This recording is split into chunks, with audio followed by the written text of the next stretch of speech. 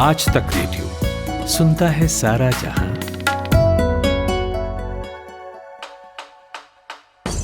नायक और खलनायक, विद्वान और महारथी, कला के ऐसे सितारे जो अब भी आसमान में चमकते हैं, और ऐसी हस्तियां जो इतिहास में अमर है। उजले व्यक्तित्व के धनी भी और स्याह पहलुओं के लोग भी। ये वो लोग जो मशहूर हैं। ये है नामी गिरामी।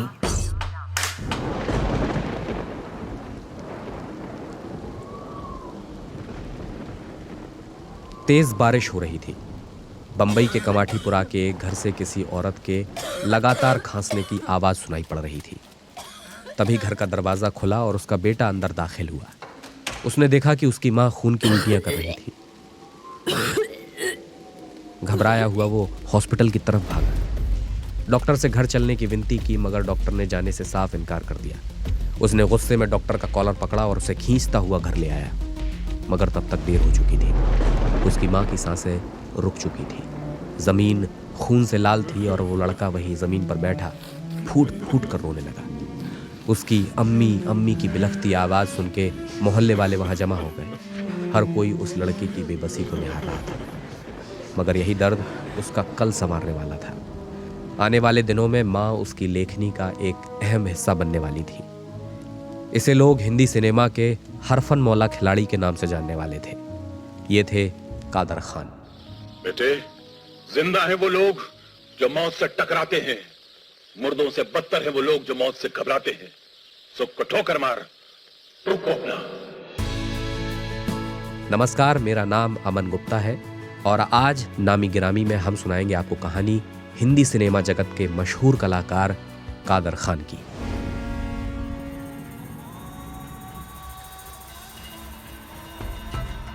काबुल में रह रहे अब्दुल रहमान और इकबाल बेगम के 3 बच्चों की छोटी ही उम्र में मौत हो चुकी थी। चौथा बच्चा हुआ तो मां को चिंता हुई कि बाकी बच्चों की तरह इस बेटे को भी मौत ना आ जाए। यही डर उन्हें बंबई खींच लाया। बेटे का नाम था कादर खान। जेब में ज्यादा पैसे नहीं थे। बंबई के कमाठीपुरा में एक कमरा लेकर यह परिवार रहने लगा। चोरी, मर्डर, जिस्म फरोशी, हर तरह के धंधे का कमाठीपुरा बाजार था। कादर के अब्बू मस्जिद में इमाम थे। पैसे कम मिलते थे तो घर का मुश्किल से खर्च चल पाता था। इन्हीं पैसों की तंगी ने कादर का परिवार तोड़ दिया। उनके वालिद वालिदा का तलाक हो गया। तलाक के बाद इकबाल बेगम के घर वाले उनसे मिलने बंबई आए और ज़बरदस्ती उनकी दूसरी शादी करवा दी। गुजर बसर में अभी भी बड़ी तकलीफ थी। एक रोज़ कादर के दूसरे पिता ने उन्हें पास बुलाया और आंखें बड़ी करते हुए उन्हें धमकाते हुए बोले, जा और अपने पहले पिता से पैसे मांग कर ला, घर चलाने में दिक्कत आ रही है। धमकी से सहमे कादर कमाठीपुरा से पैदल ही डोंगरी पहुंच गए। अपने पिता को सारी बात बताई। उनके पिता ने कहीं से कुछ रुपए उधार लेकर कादर को दे दिए और घर भेज दिया।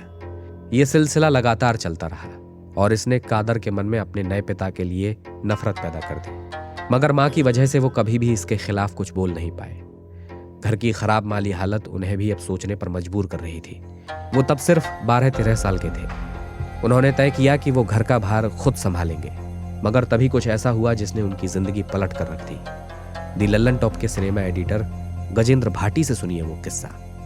कमाठीपुरा के जुग्गी में जो दूसरे गरीब बच्चे थे वो छोटे मोटे काम करते थे, कचरा बीनने से लेके फैक्ट्रियों में काम करना। वो सुनते रहते थे कादर के घर की हालत, तो उन्होंने सलाह दी कि चलो हमारे साथ तुम चलो, तुम भी कुछ कर लेना, दिन में 3-4 रुपये कमा लोगे। तो इतने बड़े वो हो चुके थे कि माँ की मदद करना चाहते थे।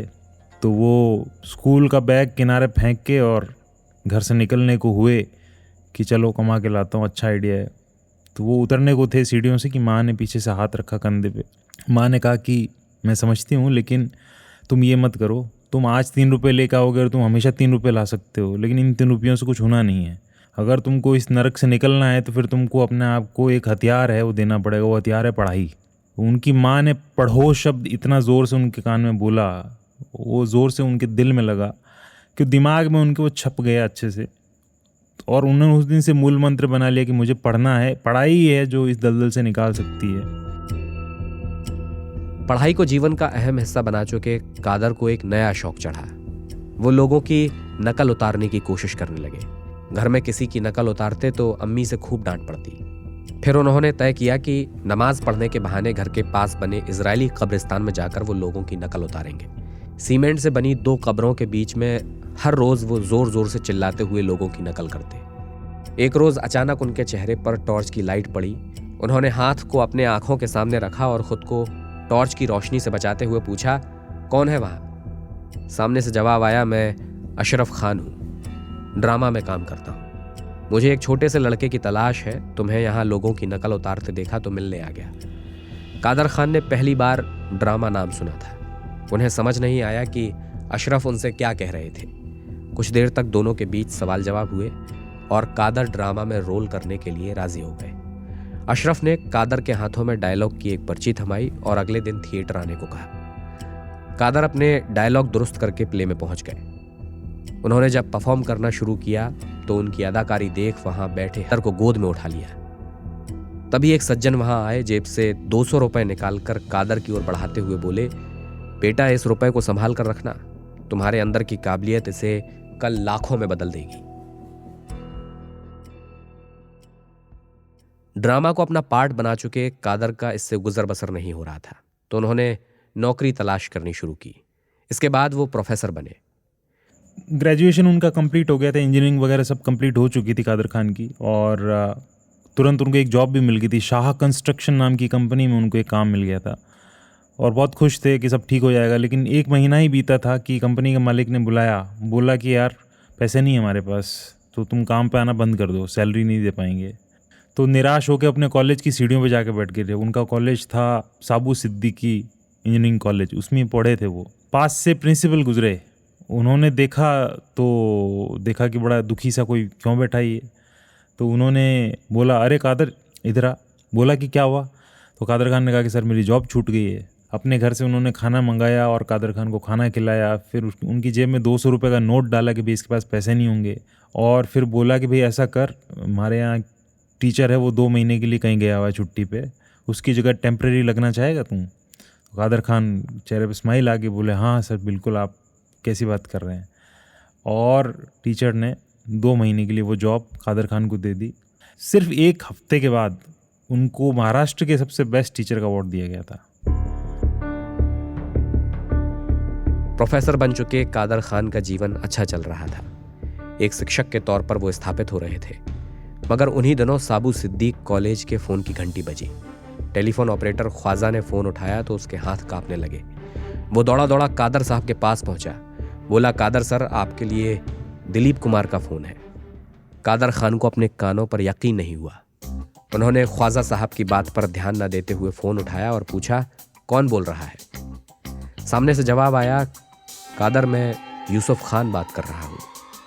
कादर ने पूछा कि कौन यूसुफ खान? दूसरी ओर से आवाज़ आई, वही यूसुफ खान जिसे लोग हिंदी फिल्मों में दिलीप कुमार के नाम से जानते हैं। इतना सुनना था कि कादर के हाथों से फ़ोन छूटते छूटते रह गया।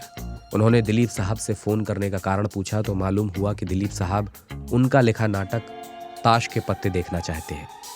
इसकी उन्होंने खूब तारीफ सुनी थी। कादर ने इसके लिए हामी तो भर दी, मगर दिलीप साहब के सामने 2 शर्तें रखी। पहला, उन्हें शो शुरू होने से पहले आना होगा, और दूसरा, शो खत्म होने के बाद ही उन्हें जाना होगा।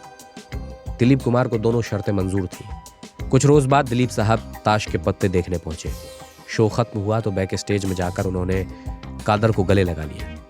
बोले, कादर मैं तुम्हें मेरी 2 फिल्मों का हिस्सा बनाना चाहता हूँ, सगीना महतो और बैराग। फिल्मों में क्या तुम मेरे साथ काम करना पसंद करोगे? इतना सुनना था कि कादर खान की आंखों में आंसू आ गए। हिंदी सिनेमा का सबसे बड़ा सितारा उन्हें खुद अपनी फिल्म में काम करने का न्योता दे रहा था। यही वो वाकया था जिसने कादर खान के लिए फिल्मों के दरवाजे खोल दिए। मगर सबकी नज़रों में कादर का चढ़ना अभी बाकी था, क्योंकि इंडस्ट्री को एक नए विलन की तलाश थी, जो तलाश कादर के ऊपर जाकर ख़त्म होने वाली थी। यश चोपड़ा की फिल्म दाग से उनका डेब्यू हुआ था। 1973 में वो फिल्म आई थी। उसमें उन्होंने सरकारी वकील का रोल किया था। बड़े हैंडसम और क्लीन डैशिंग से लगे थे। जो पहली फिल्म जिसने उनको एक किस्म से पहचान दिलाई वो थी डॉक्टर नरेंद्र बेदी की, डायरेक्टर नरेंद्र बेदी की 1976 में एक फिल्म आई थी अदालत नाम से। उसमें उन्होंने, कादर खान ने इंस्पेक्टर खान का रोल किया था। बड़ा सीरियस और अच्छा पुलिस इंस्पेक्टर जो मुसीबत में फंसे अमिताभ बच्चन की मदद करता रहता है लंबे समय तक। उसी दौरान कुछ विलन के रोल भी वो कर रहे थे पैरेलल। उन पे एक किस्म से ठप्पा विलन का लग गया। अदालत फिल्म के अच्छे पुलिस इंस्पेक्टर खान वाले रोल्स के बजाय विलन वाले रोल्स में वो ज़्यादा मुकम्मल पहचान बनाने लगे। और जैसे खून पसीना नाम की जो फिल्म आई थी विनोद खन्ना अमिताभ बच्चन वाली फेमस फिल्म जिसे अमिताभ शेर से लड़ते हैं, उसमें विलन का रोल किया था, जालिम सिंह का किरदार किया था, ठाकुर जालिम सिंह का कादर खान ने। वो प्रोड्यूसरों को मेकर्स को जम गया कि यार ये रोल बड़ा अच्छा है। खुद को विलन के रोल में ढाल चुके कादर खान की अदाकारी से कुछ साल पहले तक हर कोई वाकिफ नहीं था, सो उन्हें रोल कम मिला करते थे। उनका असली धंधा फिल्में लिखने का था। उसी दौरान उन्हें डायरेक्टर मनमोहन देसाई ने तलब किया। कादर उनसे मिलने पहुंचे तो उन्होंने सख्त लहजे में कादर से कहा, देख भाई, मैं ना बहुत परेशान हूँ, एक फिल्म बनाना चाहता हूँ, लेकिन कोई ढंग का राइटर नहीं मिल पा रहा है। तू ढंग से लिखेगा तो तुझे सिर पर बैठाऊंगा, और अगर खराब लिखेगा तो दोबारा अपनी शक्ल मत दिखाना। देसाई साहब का ये रवैया कादर को बिल्कुल पसंद नहीं आया। उन्होंने देसाई साहब से फिल्म का बेसिक समझा और वहां से निकल गए। कादर फिल्म की कहानी को लिखने में जी जान से जुट गए। रात भर जगकर वो इस पर काम करते रहे और अगली रोज शाम को वो देसाई साहब से मिलने पहुंचे। कादर को सामने देख देसाई साहब को लगा कि कादर को फिल्म किस तरह से लिखनी है ये अभी तक समझ नहीं आया, और इसलिए वो उनसे दोबारा मिलने आए हैं। वो गुस्से में कादर के पास पहुंचे और बोले, तुम इतनी जल्दी आ भी गए? फिल्म कैसे लिखनी है कल ही बताया तो था। अगर नहीं लिखी जा रही है तो छोड़ दो और निकलो यहां से। मनमोहन देसाई ने फिर कादर से बेढंगे से बात की थी। कादर ने उनकी ओर देखा और बोले, देसाई साहब, मैं यहाँ फिल्म को दोबारा समझने नहीं बल्कि फिल्म की स्क्रिप्ट दिखाने आया हूँ। इतना सुनते ही मनमोहन देसाई हक्के बक्के रह गए। उन्हें समझ नहीं आया कि एक रात में इस लड़के ने फिल्म की पूरी कहानी लिख कैसे दी। उन्होंने हाथ में पकड़ा बैट जमीन पर पटका और फिल्म की लिखी कहानी पढ़ने लगे। हर पलटते पन्ने के साथ उनका उत्साह बढ़ता जा रहा था। जैसे ही कहानी खत्म हुई उन्होंने कादर के सिर को चूमा और बोले, बता कितने रुपए लेगा तू इस कहानी के? कादर ने कहा कि 25,000 ही मैं लेता हूं हर फिल्म के लिए, तो आप भी 25,000 ही दे दीजिए। कादर की ये बात सुनकर मनमोहन देसाई ने बड़ा खराब सा मुंह बनाया। बोले, छी, बस 25,000? मैं और ज्यादा दूंगा। उन्होंने चेकबुक निकाली और 1,21,000 रुपए लिखकर कादर की ओर बढ़ा दिए। ये पहली बार था जब कादर को एक फिल्म लिखने के लिए 1 लाख रुपए से भी ज्यादा मिले थे। उसी वक्त उन्हें उस शख्स की याद आई जिसने उनकी जेब में 100 रुपए के 2 नोट रखकर कहा था, देखना तुम्हारी काबिलियत इस 200 रुपए को लाखों में तब्दील कर देगी। इस फिल्म का नाम था रोटी। बॉक्स ऑफिस पर सुपरहिट हुई। इसके साथ ही इंडस्ट्री में हल्ला मच गया कि एक नया लेखक आया है जिसके लिखे गए सीन्स फिल्मों में जान डाल देते हैं। कादर खान एक लेखक के रूप में स्थापित हो चुके थे। उन्होंने हिंदी सिनेमा की लिखावट को बदल कर रख दिया। जिस समय में कादर खान ने लिखना शुरू किया, जैसे कि जो उनका प्रोमिनेंट एक राइटिंग स्पेस था मनमोहन देसाई के साथ, जैसे रोटी का क्लाइमैक्स उन्होंने लिखा था मनमोहन देसाई के कहने पे, जिसके लिए उन्होंने उनको 1.25 लाख रुपए समथिंग दिए थे और वो खुशी से उछल पड़े थे उनकी राइटिंग देख के। उसको देखने के बाद मनमोहन देसाई का ये कहना था कि ऐसी राइटिंग कोई लिखता ही नहीं, किसी को लिखना ही नहीं आता है बेसिकली। तो जब कादर खान आए थे तो अपने साथ बहुत ही रियलिस्टिक लैंग्वेज होती है आम लोगों की सोचने समझने की या उनको ग्रिप करने की। जैसे KGF को आप अगर देखें कि आज जिस प्रकार से उसने बांधा है दर्शकों को, उसी प्रकार से अपने ज़माने में कादर खान ने एक नई पूरी लैंग्वेज लेकर आए थे। कादर खान का ये कहना था कि भाई अगर कोई सीन आप करो उससे व्यक्ति रोए नहीं, और कोई सीन लिखो और उस व्यक्ति हंसे नहीं, तो वो सीन बेकार है। मतलब इतनी कमांड, आप नियंत्रण आपका होना ही चाहिए कि आप रुला के छोड़ो, आप हंसा के छोड़ो। विलन बनकर हिंदी फिल्मों पर राज कर रहे कादर खान की एक्टिंग का ग्राफ दिन ब दिन चढ़ता जा रहा था। वो जो भी फिल्में लिखते उसमें विलन का रोल खुद निभाते, मगर उनके बेटों को ये बात पसंद नहीं आ रही थी। इसी चक्कर में उनके बड़े बेटे सरफराज की स्कूल में लड़ाई हो गई। कादर को जब ये बात मालूम हुई तो उन्होंने अपने बेटे से इसकी वजह पूछी। बेटे ने बताया कि फिल्मों में हीरो से उन्हें पिटता देखकर उनके दोस्त उनका मजाक उड़ाते हैं, उसे एक विलन का बेटा कहते हैं। इस बात ने कादर पर गहरा असर किया। उन्होंने तय किया कि अब वो विलन के किरदार को छोड़ने की कोशिश करेंगे। इसकी शुरुआत भी जल्द हुई। के राघवेंद्र राव एक फिल्म बना रहे थे, नाम था हिम्मत वाला। फिल्म लिखने का जिम्मा भी कादर खान के पास ही था। उन्होंने इसमें मुंशी नाम का एक फनी कैरेक्टर बनाया। डायरेक्टर ने उसके लिए एक एक्टर को भी साइन कर लिया था। लेकिन तभी एक रोज़ राघवेंद्र जी के पास कादर खान की एक कैसेट आई इसमें उन्होंने पूरी फिल्म को बोलकर रिकॉर्ड किया था। जब उस मुंशी के कैरेक्टर के डायलॉग उन्होंने कादर की जुबान में सुने तो तुरंत फ्लाइट पकड़कर कादर के पास पहुंच गए। बोले, कादर, ये मुंशी का रोल कोई और नहीं बल्कि आप ही करेंगे। जिस एक्टर को मैंने इस रोल के लिए साइन किया है उसका नो ऑब्जेक्शन लेटर जल्द ही आपके पास पहुंच जाएगा। कादर भी इसी मौके की तलाश में थे। 1983 में हिम्मत वाला पर्दे पर रिलीज हुई। शो हर जगह हाउसफुल थे। दीवारें जितेंद्र और श्रीदेवी के पोस्टर से पटी पड़ी थीं। लेकिन कुछ हफ्तों बाद उन्हीं पोस्टर्स के बीच उसी फिल्म का एक और नया पोस्टर निकला जिसमें फोटो लगी थी मुंशी की, यानी कादर खान की। हिम्मत वाला ने उनकी अदाकारी को एक अलग दिशा दे दी। अब कादर कॉमेडी के रोल में भी लोगों को पसंद आने लगे और गोविंदा के साथ उनकी जोड़ी तो आज तक लोगों के जहन में ताज़ा है।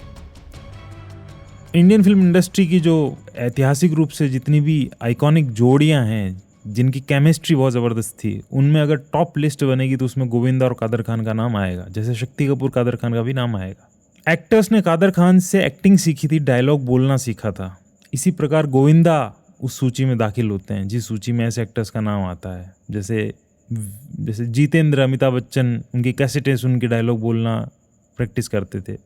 गोविंदा वैसे रे शक्ति कपूर गोविंदा तो एक तरीके से चेले और शागिर्द थे जिन्होंने लिटरली उनसे सीखा है कॉमेडी कैसे करें, कोई भी गलती कैसे न रहे, इम्प्रोवाइज़ कैसे करें। तो कादर खान ने लिटरली उनको ग्रूम किया है। तो इस वजह से क्या होता था कि जब उन्होंने फिल्में की, जैसे दोनों ने, गोविंदा और कादर खान ने बहुत ही ज़बरदस्त फिल्में की हैं। आँखें, राजा बाबू, कुली नंबर 1, हीरो नंबर 1, दूल्हे राजा, आंटी नंबर 1, ऐसी बहुत सारी फिल्में की। इन फिल्मों को करते हुए इम्प्रोवाइज़ बहुत करते थे दोनों और एक सखा भाव रहता था। एक पेशेवर अप्रोच नहीं थी कि भाई हम कोई जॉब कर रहे हैं। ये था कि उनको एक अतरंग रिश्ता था, गुरु शिष्य वाला भी था और दोस्तों वाला भी था। कादर खान ने गोविंदा को ही अलाउ किया था कि तुम मेरे साथ बेतकल्लुफ़ हो सकता है। अदरवाइज़ कादर खान के सामने खड़े रहने में लोगों को बड़े पसीने आते थे। वक्त का बीत जाना बहुत आम बात है, मगर उस वक्त में खुद को तलाशने, अलग अलग पटल पर खुद को खड़ा करने, और वो भी तब जब हालात आपके विपरीत हों, ये आसान नहीं होता। यही कादर खान का जीवन भी था। 2019 जब दस्तक देने वाला ही था, उसी से ठीक एक रोज़ पहले 31 दिसंबर 2018 को कादर खान का इंतकाल हो गया। 2019 की शुरुआत से ठीक पहले भारत ने एक कीमती हीरा खो दिया था, जिसकी अदाकारी लेखनी ने उसे और भारत को एक अलग मुकाम तक पहुंचाया। उनकी मृत्यु के बाद भारत सरकार ने उन्हें 2019 में पद्मश्री पुरस्कार से नवाजा। कादर खान बनने की हसरत लेकर आज भी कई लोग मुंबई की ट्रेन पकड़ते हैं। अब वो हमारे बीच में बेशक नहीं है, लेकिन वो शख्स एक पाठशाला था जिसको पढ़कर आप अदाकारी के गुण सीख सकते हैं।